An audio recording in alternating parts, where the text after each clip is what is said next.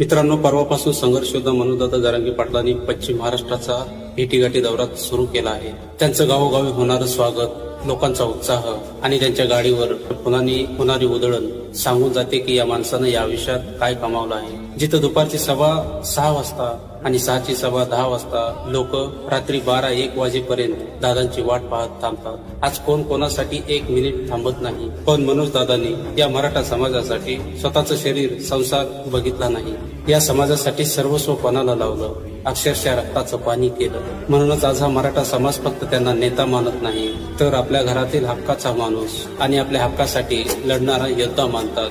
आणि म्हणूनच त्यांच्या एका हाकेवर हा संपूर्ण मराठा समाज खंबीरपणे त्यांच्या पाठीशी उभा राहतो.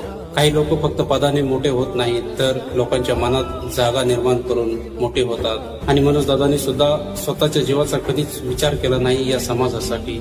जय शिवराय. मानसा उधाळीन जीव तुझ्या